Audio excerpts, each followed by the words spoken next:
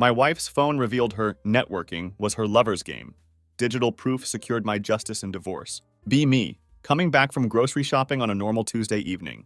Just finished getting some stuff for dinner. Nothing unusual about the day. No fights or arguments the night before. Everything seems perfectly normal. Until it's not. Walk into the house. Drop my shopping bags near the entrance. Some reality cooking show is playing on TV. Volume completely muted. Notice her expensive black stilettos thrown carelessly by the door. First warning sign right there. Anna is extremely organized, almost obsessive about keeping everything in its place. She'd never just toss her shoes around like that. Head to the kitchen expecting to find her, maybe drinking one of those expensive smoothies she's always making. But she's nowhere to be found. House is weirdly quiet, just the faint sound of the TV in the background. That's when I spot it.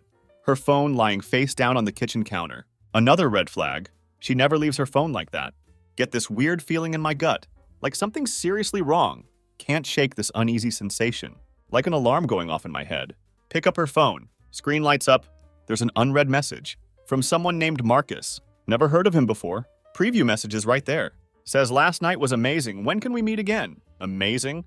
That word hits me like a punch to the gut. Just stand there, frozen, staring at the screen. Everything starts getting blurry around the edges, pieces slowly falling into place in my mind. Last night, she told me she had a sudden deadline. Had to stay late at work to catch up. Didn't question it. Had no reason to. But now everything is different.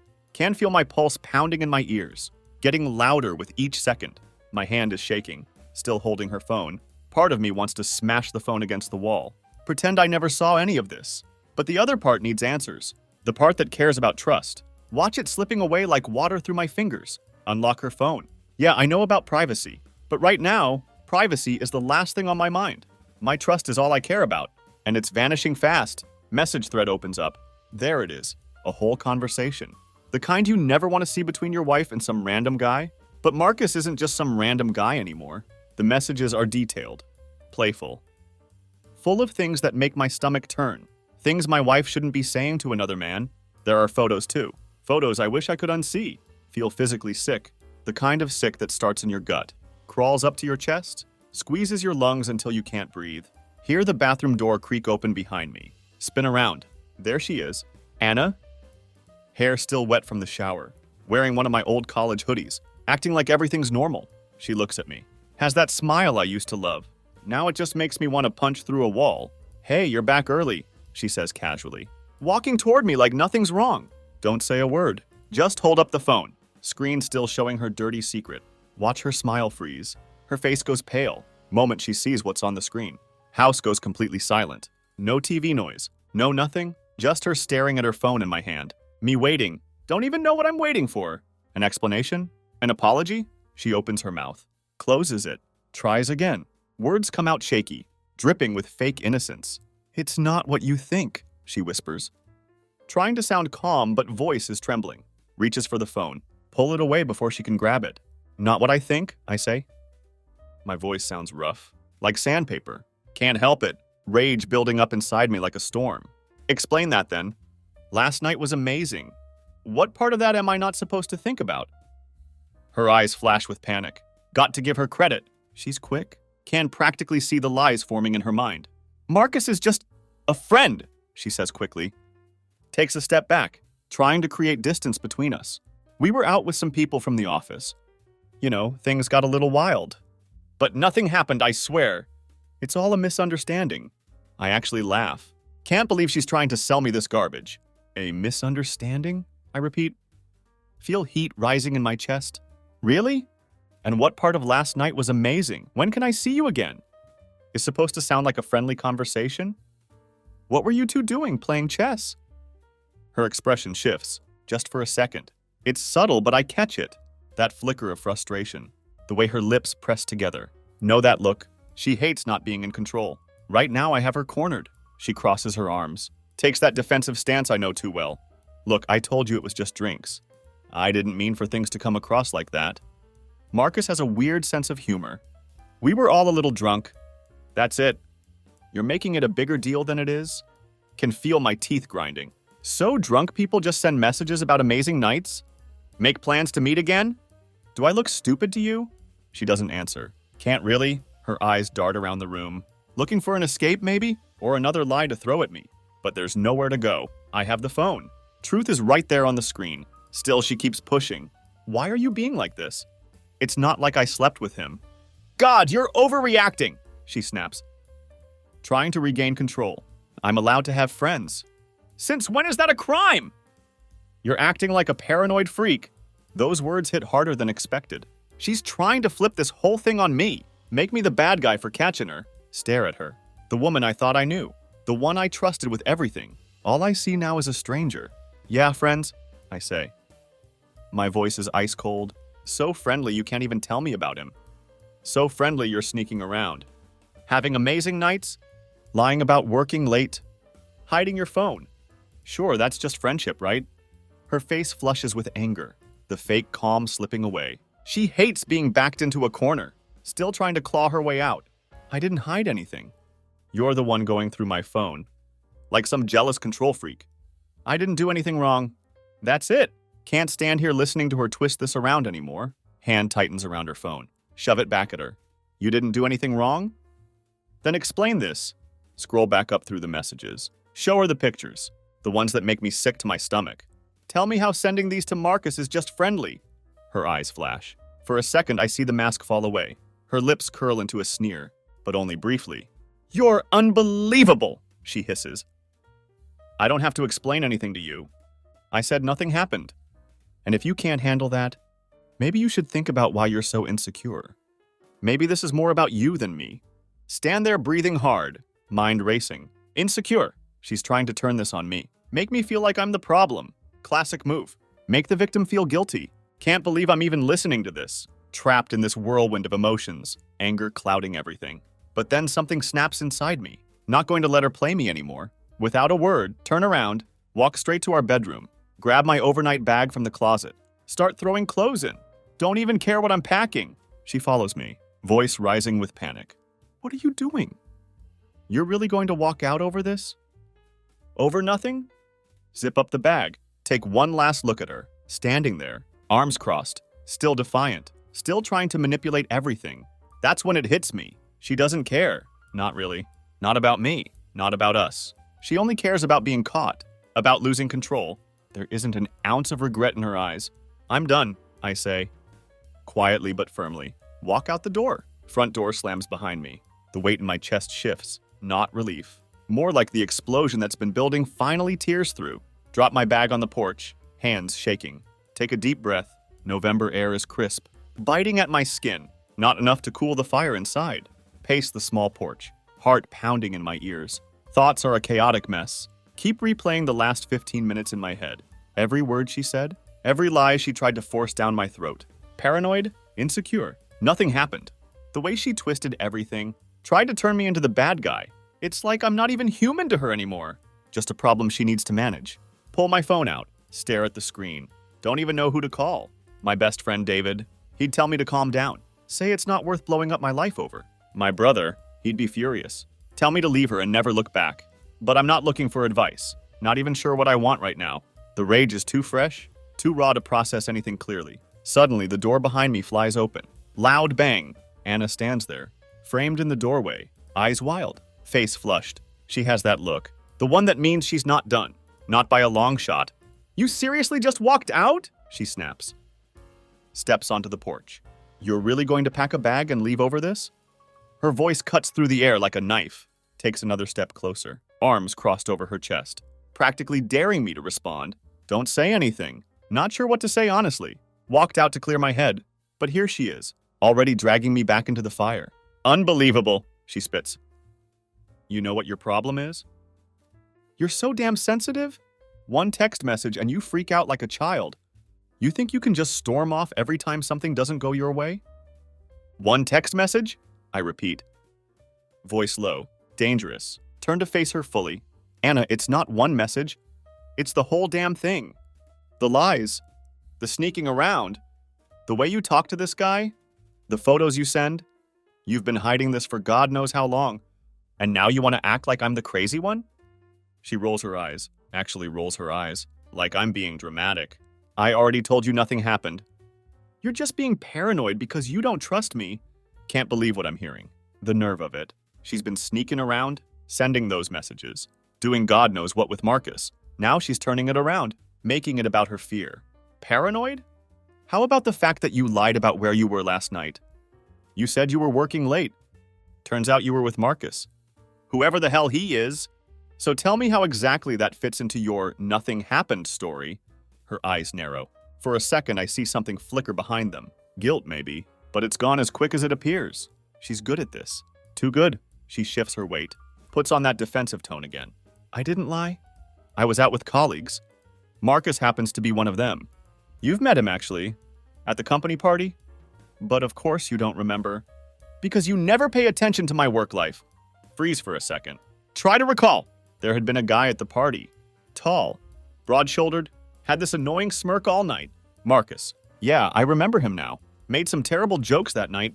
Tried to talk about football with me, but I'd brushed him off. Figured he was just some random guy from her team. Never thought he'd be a threat.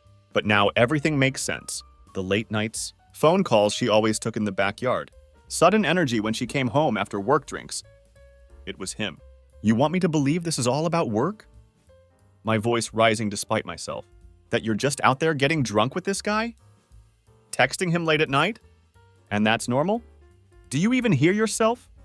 She scoffs. Arms fall to her sides. Takes a step closer. Gets right in my face. It's called networking, Michael. I'm not going to sit at home every night like you. I actually have a career to think about. Maybe if you weren't so busy sulking, you'd get that. Feel her words hit me, each one like a fresh slap across the face. Networking. That's what she's calling it now. No remorse in her eyes. No apology. Just pure contempt. She's furious. Not because she feels bad, but because I dared to confront her. Dared to make her look bad. Step back. Shake my head. You really think I'm going to buy that? That this whole thing, every late night, every lie, every secret, is just about work? Are you serious right now? Her eyes blaze. Can see the fury rising in her like a wave. She's losing control, and she hates it. I don't owe you a damn thing, Michael, she snaps. Voice dripping with venom. I told you nothing happened. And if you can't deal with that, maybe you should leave. You know what? Maybe that's the problem. Maybe I'm bored of you, sitting around playing detective. In your own little miserable life, those words hit harder than anything else. Bored. She's bored of me. Take a deep breath. Feel the rage pulse in my veins. But know this conversation isn't going anywhere. She's not going to admit it. She's not going to apologize. And she sure as hell isn't going to respect me. Not anymore. So I do the only thing I can think of. Walk past her. Into the house. Straight to the kitchen table. Grab the notepad we keep for groceries. Quickly write a few words. Toss it on the table. Walk out the door. Don't even glance back. As I step off the porch, can hear her voice behind me, rising in anger, demanding to know what the note says. But I don't stop. Don't care anymore. The note is simple. Just networking, huh? Drive around aimlessly for hours. The city lights blur past me, wrestling with 1,000 different emotions. Anger. Betrayal. Disbelief. All of them churning inside me, one wave crashing into the next. But under all that chaos, there's something else. Something colder. Something final. As I stare out at the empty streets, can't help but replay her words in my mind. Bored. That one word echoes in my head over and over. It wasn't just the affair, or whatever she was still trying to call it. It was the sheer contempt, the way she'd spoken to me, like I didn't matter, like I was some nuisance in her life. How did we even get here? By the time I pull into David's driveway, it's past midnight. Hadn't called ahead, but that doesn't matter. David's been my best friend for years, the kind of guy who'd open his door, no matter what time it is. As soon as I knock, door swings open. There he stands, rubbing his eyes, but looking concerned the second he sees my face. Jesus, Michael, what happened? He asks. Steps aside to let me in. Don't say anything right away. Just walk past him into the living room. Sink into the couch. Feel the exhaustion hit me all at once. David sits across from me, waiting for me to speak, but I can tell he already knows it's bad. He just doesn't know how bad. Take a deep breath. Rub my hands over my face. She's been cheating, man. David's face tightens. His usually relaxed demeanor shifts into something more serious. Anna? No way, you sure? Nod slowly. Found messages, photos. She's been lying about where she's been. About working late. There's this guy Marcus from her office. I saw it all, David. Everything. He doesn't say anything at first. David isn't one to jump into things without thinking. Appreciate that about him. He lets the silence hang between us. for a moment before finally speaking. You confront her? Let out a bitter laugh. Yeah, I did. And guess what? She didn't even deny it. Not really. Tried to say it was just networking. Said I'm the one overreacting. That I'm insecure, paranoid, whatever. Then she hit me with this gem. She's bored of me. Can you believe that? Bored? Yeah, you think? I shoot back. Voice more bitter than intended. I left, packed a bag and walked out. Left a note on the table saying just networking, huh? David lets out a low whistle. Good, she deserves that. But Michael, what's your next move? You going to go back? Try to work it out or... His question hangs in the air. Can feel the weight of it pressing down on me. My next move. Truth is, I don't know. Half of me wants to walk back in there. Rip her world apart the way she did mine. The other half just wants to walk away. Never look back? I don't know, I say quietly. I mean, I thought I'd feel better walking out. But I don't. I feel empty. Like none of this is real? David nods, understanding. Look, man, I've known you guys for years. I get that this isn't something you can just flip a switch on. But you gotta think about yourself now. You can't stay with someone who disrespects you like that. It'll eat you alive. He's right. I know he's right.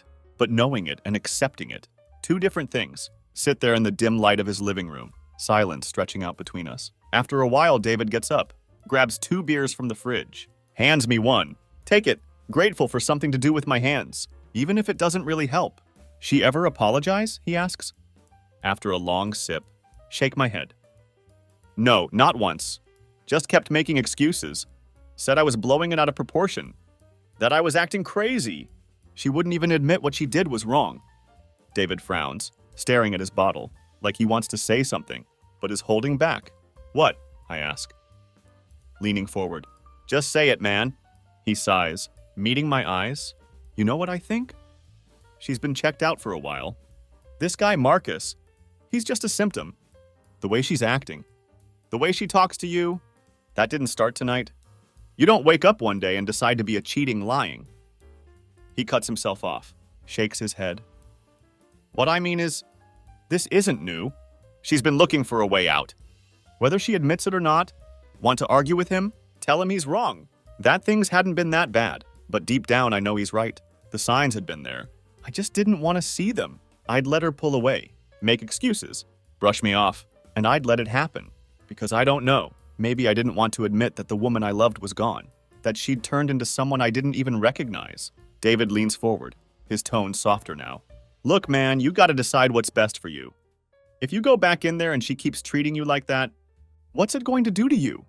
You think she'll change? Or do you think this is just who she is now? Stare at the beer bottle in my hand, the cold glass sweating against my palm. Don't have an answer. Don't know what I want. Not really. But what I do know, what's becoming clearer by the minute, is that the Anna I fell in love with is gone, and maybe she'd been gone for a long time. The next morning I wake up on David's couch, the events of the night before rushing back, like a bad dream. But it wasn't a dream. It's my life now. Look at my phone. No calls, no texts. Anna hadn't even bothered to check where I was. She doesn't care. Know deep down that whatever this was between us, whatever we once had, it's over. The pieces are too broken to fix. And I'm not about to spend the rest of my life picking up shards of a shattered marriage. Take a deep breath and make my decision. I'm done living in the shadow of someone else's lies. By the time the sun creeps through the windows of David's living room, the reality of everything has settled into my bones. The kind of cold, hard reality that doesn't leave room for second chances. Or maybe she'll change. Sit up on the couch, staring at the light filtering in, feeling numb. The night before is still fresh, like an open wound, but the pain is dull now. Just there, heavy. David had left for work early, leaving a note on the kitchen counter. Call me if you need anything. Don't let her pull you back in, man. Stare at the note for a while, the words sinking in deeper than they probably should. Because that's exactly what I'm afraid of. That she'd pull me back in. Anna was like that, always knowing exactly how to twist things, how to get under my skin, make me question everything. She didn't even need to apologize. Just one calculated move, and I'd find myself doubting my own reality. But not this time. Grab my phone, scroll through the list of contacts, land on the number I dreaded calling. Never imagined it would come to this, but life had a way of throwing punches. You couldn't dodge forever. My finger hovers over the call button, lump forming in my throat. Do it, Michael. Don't look back. The phone rings twice. before I hear the voice on the other end. Hello, Morrison and Associates. How can I help you? My voice cracks when I speak. Hi, I need to speak with someone. About filing for divorce. The words feel foreign coming out of my mouth, like they belong to someone else's story, not mine. But the second I say them, something clicks inside me. A door closing, a line drawn. There's no going back now. I don't want to, not after last night. The receptionist transfers me to a lawyer named Rebecca, a sharp-sounding woman who wastes no time getting into the details. So, Mr. Williams, she says, after I explain the situation briefly, have you and your wife discussed the possibility of divorce yet? Or is this your first step? No, I reply, swallowing hard. I walked out last night. She doesn't know I'm calling yet. There's a pause on the other end of the line, like she's measuring her response. All right, I understand how difficult this must be for you. But you're doing the right thing by getting informed first? I'll need some more details to proceed. Finances, assets, any children involved? No kids, I cut her off, almost relieved. If there was one thing that made this easier, it was that Anna and I had talked about kids in the early years of our marriage, but the conversation had always been vague. Pushed off for later, now I couldn't imagine. Dragging a child through this mess?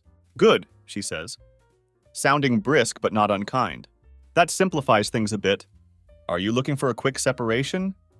Or are there specific terms you'd like to negotiate? Hesitate, trying to figure out what the hell I want from this. My mind keeps replaying Anna's face from last night. The anger, the contempt, the way she looked at me, like I was an inconvenience in her life. Feel that bitterness rise up again. But force it down. This isn't about revenge or anger.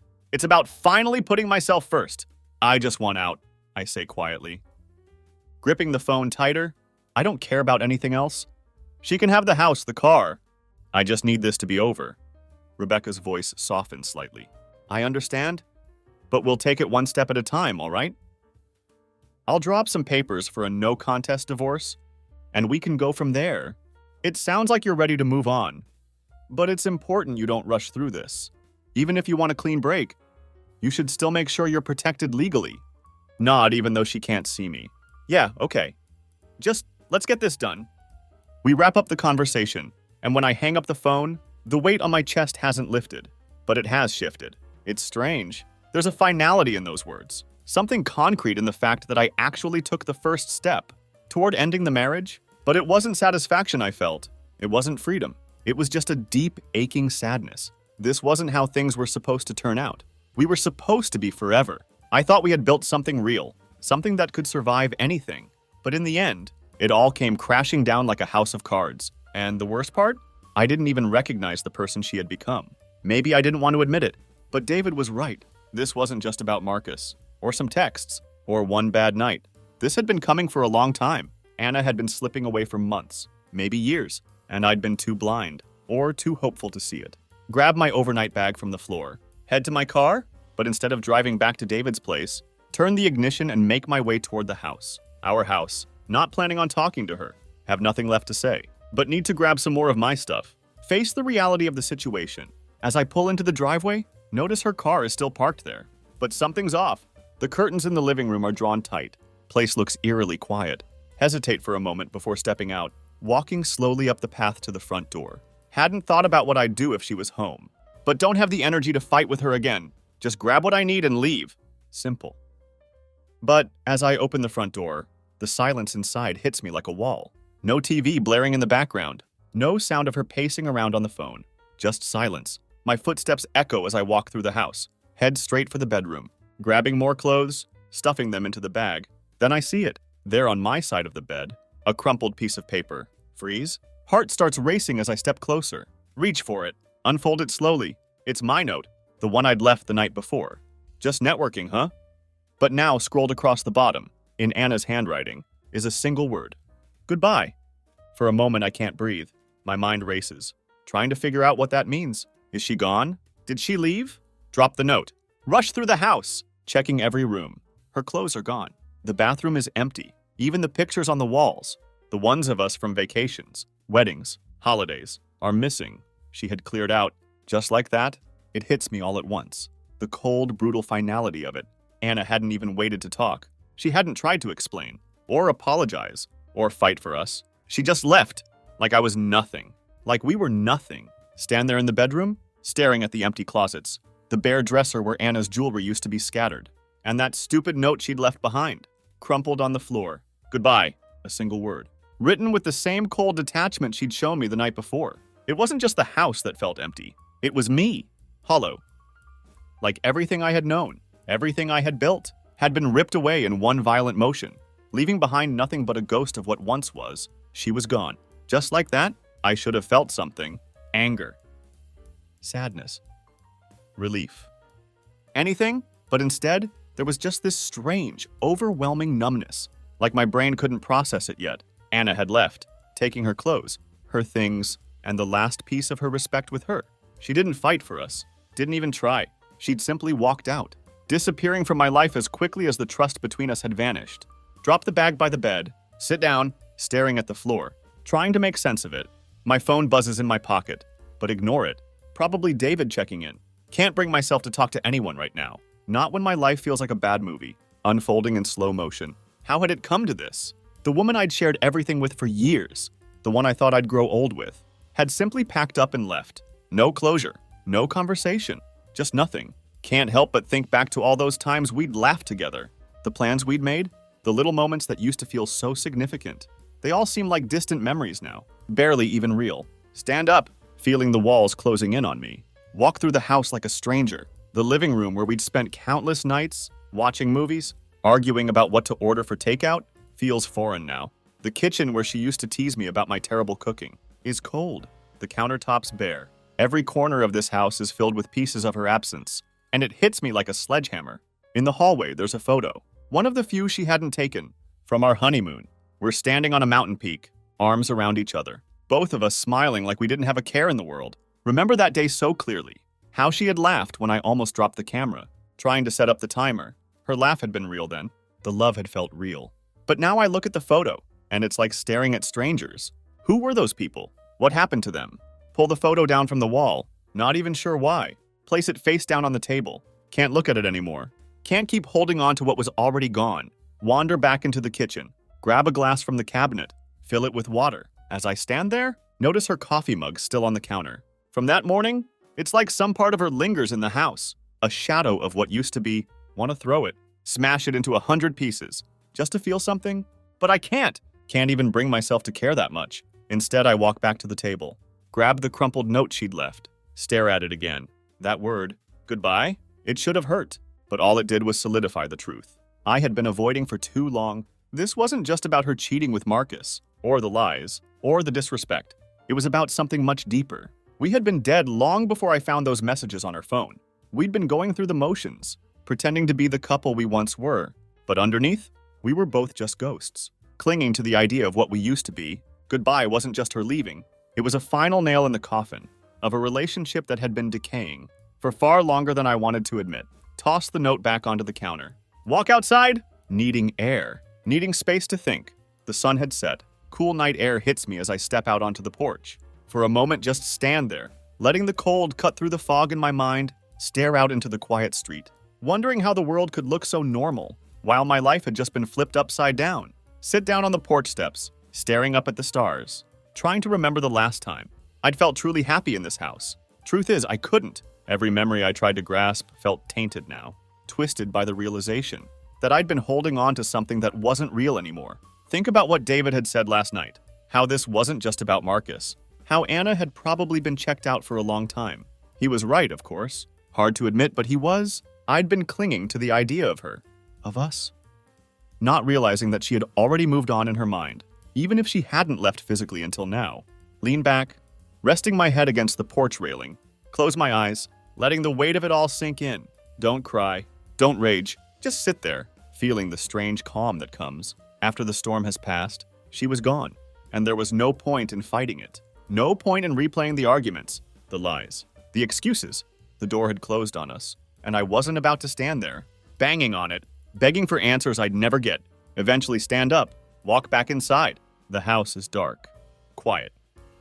And for the first time I realize, it doesn't feel like home anymore. It's just a place. 4 walls that used to hold a life I no longer recognize. Grab my bag from the bedroom, throw it over my shoulder. Don't look back as I step out into the night. Know one thing for certain. Whatever comes next, it's going to be without her. This chapter of my life is over, and as much as it hurts to admit, there's a strange freedom in that. No more lies, no more pretending, just me walking away from the ghost of the person she used to be. Goodbye.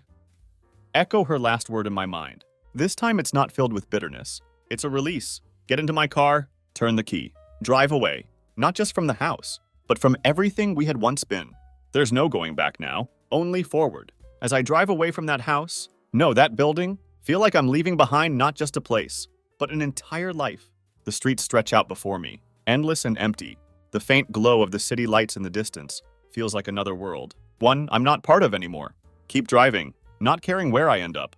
The silence in the car is deafening, but it's better than the silence in that house. Don't have a destination, but my hands grip the wheel, pushing me forward. The past few hours, hell, the past few months, had been a blur of lies, accusations, and emotional wreckage, and I couldn't process any of it yet. There was no moment of clarity, no cinematic realization that it was all going to be okay. Just this numb, hollow feeling that crept into my bones and wouldn't leave. Stop at some random gas station on the outskirts of town, the neon lights flickering above me, like a sign from some cheap horror movie. Haven't eaten since yesterday, and my stomach is in knots. Park and lean back in the seat, staring up at the ceiling, trying to remember the last time I felt something other than this crushing weight of betrayal. What now? The question floats in my mind, but no answers come. Get out of the car, the cold air hitting me hard. The dingy station has one of those 24-hour marts, the kind that sells expired energy drinks and questionable sandwiches. Not hungry, but walk inside anyway. The fluorescent lights buzzing overhead. A part of me feels like I'm just drifting, floating through motions that don't mean anything anymore. Guy behind the counter glances at me, disinterested, flipping through a magazine. He doesn't care. Nobody does. And maybe that's the point. I don't need anyone to care. This is something I have to deal with on my own. Grab a water bottle, pay for it, step back outside, breathing in the night air. The stars are hidden behind a layer of clouds now, and the chill has deepened. Everything feels colder. Lean against my car, sipping the water, staring out at the dark highway. My phone buzzes in my pocket. Pull it out, expecting David to check on me again, but it's not David. It's Anna. For a second, just stare at the screen. Her name glowing in the darkness, like a reminder of everything that had gone wrong. Last thing I want is to hear her voice, to listen to more excuses or fake apologies. I'm done with that. But some part of me, the part still tangled in the mess of our shared history, can't resist. Maybe I want closure. Maybe I want her to admit what she did. Or maybe I just want to hear her say something that would make sense of all this chaos. Answer, keeping my voice steady. What? There's silence on the other end for a beat, and then her voice comes through, soft but strained. Michael, I'm sorry. Close my eyes, feeling the familiar surge of anger rise again. The words are empty, hollow. I had heard her say sorry 1,000 times before, for little things, for arguments we used to laugh about later. But this wasn't something a simple sorry could fix. For what? I ask. My voice cold. Sorry you got caught? Sorry you didn't clean up your mess before I found out? What are you sorry for, Anna? She hesitates, can almost hear the gears turning in her head, trying to figure out what angle to take. I didn't mean for it to get this far, she finally says, her voice cracking slightly. I don't know what happened. Everything just got so complicated and... Complicated? I cut her off. My anger spilling over. You're calling it complicated? You lied to me for months. Maybe longer. You cheated, Anna? That's not complicated. That's betrayal. I know, she cries. Can hear the panic in her voice now. I know, Michael. I messed up. I don't know why I did it, okay? Things between us haven't been right for a while, and I felt like I was drowning. I didn't know how to fix it. And then Marcus, nearly throw the phone across the parking lot. When I hear his name, Marcus. Just hearing her say his name makes my blood boil. Stop. I don't want to hear about him. I don't want to hear excuses about how I wasn't enough, or how things got hard. You think this justifies what you did? Because you felt bored? I wasn't bored, she says. Her voice breaking now. I was scared. Scared that we were falling apart, and that I wasn't enough for you anymore. I know it sounds stupid, but I was afraid you didn't love me the same way. And you were afraid I didn't love you? Can't believe what I'm hearing. The nerve of it. She had been the one sneaking around, sending those messages, doing God knows what with Marcus, and now she was turning it around. making it about her fear. Anna, I gave everything to us. Everything.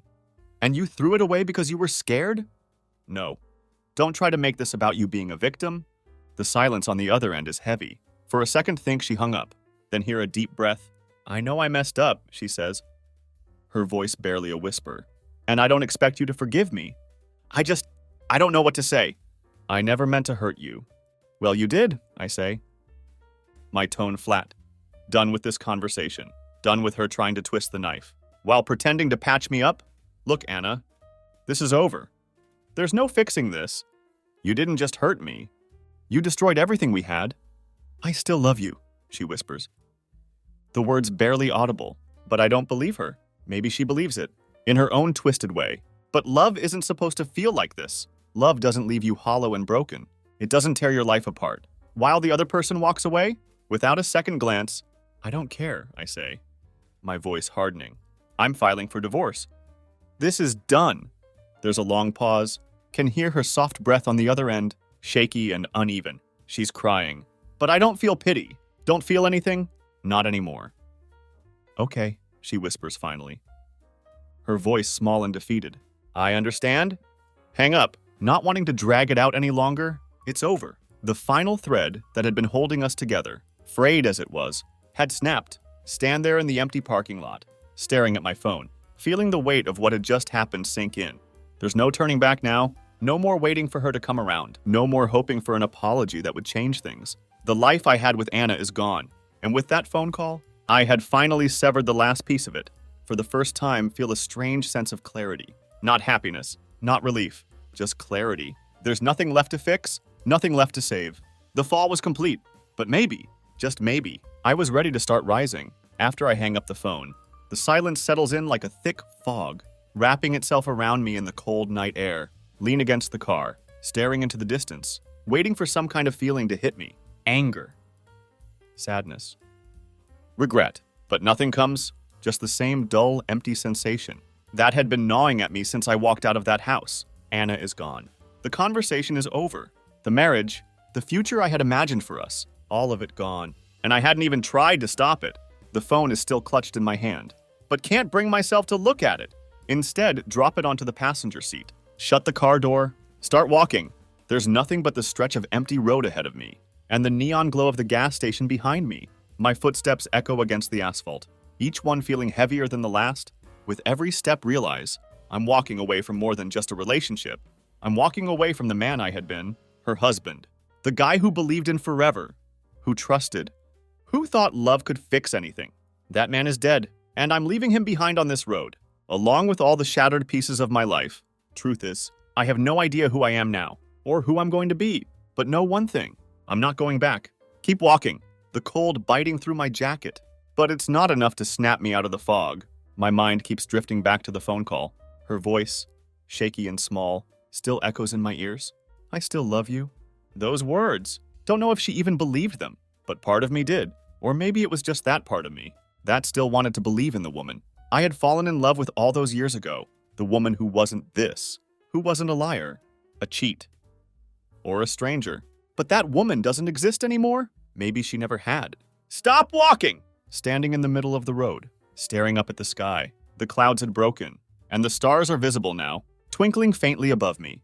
They seem so distant, like everything in my life. The life I thought I had built with Anna is distant now, a memory already fading into the background. What am I supposed to do next? Have no answers, no plan. Just this void where our future used to be. There's no going back to the house, no going back to her. And even if I could, what was the point? She had made her choice, and now I was making mine. Turn around, walk back toward the gas station, my breath coming out in slow, foggy clouds. There's a weight on my shoulders I can't shake, but underneath it, there's something new, something small. Maybe even the tiniest flicker of hope. Not for the past, not for what I had lost, but for whatever comes next. Get back in the car, the cold air clinging to me. As I sit behind the wheel, staring out at the dark road ahead, the world feels bigger than it had in a long time. Like I'm standing on the edge of something vast and unknown. It's terrifying, but it also feels like a chance to rebuild, to be someone different. Don't start the car right away. Instead, sit there, thinking about what David had said, about how Anna had been checked out, long before Marcus ever came into the picture. He was right, of course. I had been holding on to the idea of us for far too long, convincing myself that things would get better, that we could fix it. But deep down, I knew the truth, had known it for a while, just didn't want to face it. Anna had checked out of our marriage, yes, but so had I. In my own way, I had let go of us too, let the silence between us grow, the distance widening with every passing day. I had stopped trying, stopped fighting for what we used to be. Maybe that's why her betrayal stung so much, because it wasn't just her that had destroyed us. It was both of us. Reach for my phone again, scrolling through my contacts, this time stop on David's name. My thumb hovers over the call button. For a moment, almost don't press it. But then I do. It rings twice before he picks up, his voice groggy but immediately concerned. Michael, you okay? I'm fine, I lie. Knowing he wouldn't believe me, I talked to her. There's a pause on the other end, and then he lets out a sigh. And she's gone, I say quietly. Left the house. Cleared out. I guess it's really over. David doesn't say anything right away. He knows better than to throw out some cliche line about how things would get better, or how I'd move on. Instead, he just says, I'm sorry, man. Nod even though he can't see me. Yeah, me too. Where are you now? Some gas station on the edge of town. Say, looking out at the road. I don't even know where I'm going. You don't have to know right now, he says. His voice calm. Just come back here. We'll figure it out in the morning. There's something comforting about his words. The way he doesn't expect me to have all the answers. The way he isn't trying to fix anything. Just be there. Yeah, I say. Starting the car. I'll be there soon. The drive back to David's place is quiet. The darkness of the night settling in around me like a blanket. But this time the silence doesn't feel so heavy. It isn't the suffocating kind. That had lingered between Anna and me for so long. It's just stillness. Pull into David's driveway. The familiar sight of his old pickup truck. Parked next to the house. The lights are off, but I know he'll be awake when I knock. That's the kind of friend he is. Always there, even when you don't ask for it. Grab my bag from the car, walk up to the door, knocking softly. A few seconds later, the door creaks open, and there he stands, his eyes tired but full of understanding. Rough night, he says. Stepping aside to let me in. You have no idea, I mutter. Dropping my bag by the door. We don't talk much after that. David hands me a beer, and we sit on the couch in silence, the TV flickering in the background. Some late-night rerun, neither of us pays attention to. For the first time in a long time, don't feel the need to fill the silence with words. Know the road ahead isn't going to be easy. The divorce will come, the lawyers, the division of everything we had built together, and then there will be the long, slow process of figuring out who I am without her. But for now, sitting here in the quiet, with a friend who understands, without needing explanations, I allow myself to feel something I hadn't felt in a long time. Not happiness, not relief, but the faintest, smallest spark of hope. The first rays of sunlight peek through the blinds, cutting through the shadows that had swallowed the living room. I'm still slouched on David's couch, the empty beer bottle resting on the floor beside me. Hadn't slept. Not really. My mind had been racing all night, flipping through memories, regrets, and what-ifs, like some broken slideshow. But as the light filters in, something shifts. The darkness that had hung over me for days, weeks, even months is lifting. Not all the way, not completely, but enough to breathe again, enough to see a way forward. Even if it isn't clear yet, David is still asleep in the armchair, his head tilted at an awkward angle. Can't help but chuckle softly. The guy had stayed up with me all night, not once pushing me to talk about anything, more than I was ready for. Don't deserve a friend like him, but damn grateful for him. He didn't need to say it, but his presence told me everything. I wasn't alone in this. Get up quietly, slipping outside to the small porch in front of his house. The air is crisp, the early morning chill biting but refreshing. For the first time in what feels like forever, stand still, letting the quiet of the world around me sink in. No chaos. No screaming in my head. No texts from Anna. No lies hanging over me like a cloud. Just stillness. Lean against the porch railing, staring out at the empty street as the sky turns from deep purple to light blue, the promise of a new day creeping in. And in that moment realize something. I had been so caught up in everything I'd lost that I hadn't even considered what I might gain. Yeah, it hurt. Everything about this situation hurt. The betrayal, the lies, the coldness of that last conversation with Anna. It had torn me apart in ways I wasn't even sure how to fix. But standing here, with the early morning light warming my face, know that for the first time in a long time, I have control over something. My own life. The marriage was dead. Had been long before I found those messages. Anna had left. both physically and emotionally, and there was no going back to what we used to be. But what I hadn't realized until now, this wasn't just the end of us. It was the beginning of me. I had been defined by that relationship for so long, by the love we once shared, by the fights, by the constant struggle to keep things together. When they were falling apart, that I had forgotten who I was outside of it. But now, with nothing left to hold on to, I was free to figure that out again. Free to start over. The thought wasn't as scary as it had been last night. It didn't feel like a pit in my stomach or a weight on my chest. It felt like a challenge, like an opportunity. For the first time since this whole mess began, could see beyond the pain. Pull out my phone, scrolling through the contacts again. Anna's name was still there, but this time I don't stop on it. Scroll past it. Past the memories, past the weight of what she'd done, and land on someone else. My sister Rachel. We hadn't talked in a while, mostly because I had been too wrapped up in my own life, too wrapped up in Anna, and trying to keep everything together. But now I needed to reconnect with people who mattered, people who were real and solid, not the hollow echoes of something that used to be. Dial her number, and after a few rings, she picks up, her voice groggy with sleep. Michael, what time is it? Early, sorry. I wanted to talk. Hesitate, unsure where to even begin. A lot's been going on. There's a pause on the other end. Before she responds, her voice softening with concern. Are you okay? Take a deep breath, feeling the weight of the last few months ease. Just a little? No. But I will be. For the next hour I talk, not just about Anna or the betrayal, but about everything. How I had felt trapped for so long. How I had been losing myself, without even realizing it. Rachel listens quietly, not interrupting, just letting me unload everything I had bottled up. When I finally stop, she speaks gently, her voice full of the kind of understanding I had been missing for too long. Michael, I've known something was wrong for a while. I didn't want to push, but I could feel it. I'm sorry you had to go through all this alone, but you don't have to anymore. Her words hit me in a way nothing else had. She was right. I didn't have to go through this alone. Not anymore. I had people who cared, people who would help me rebuild, who wouldn't judge me for falling apart. I know, I say, feeling a strange sense of peace wash over me. Thanks, Rachel. We talk a little longer, making plans to meet up that weekend. And when I finally hang up, I feel lighter. Not fixed, not healed, but lighter. Like I had taken the first real step towards something new. Stand there on the porch for a while longer, watching the sun rise higher in the sky, casting a golden glow over the quiet neighborhood.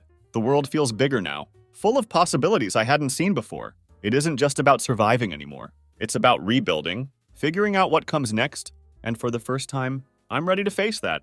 David eventually wakes up and joins me outside, squinting against the sun, still half asleep. He hands me a fresh cup of coffee, his way of saying he's there, even without words. You good? He asks. Taking a sip of his own coffee, nods, staring out at the horizon. I think I will be. We sit there in silence for a while, the morning stretching out before us, like a blank canvas. Don't know what the future holds. But that's okay. For the first time in a long time, I'm okay with not knowing. Don't need all the answers right now. Just need to keep moving forward. And as the sun climbs higher in the sky, make a promise to myself. I'm not going to let this break me. Not going to let Anna's betrayal define the rest of my life. I had fallen hard, but I was going to rise from it. Not for her, not for anyone else, but for me. It wasn't going to be easy. There were still days of hurt and healing ahead, but I was done living in the shadows of what had been. I was ready to start living for what could be, and with that thought, take my first step into the rest of my life.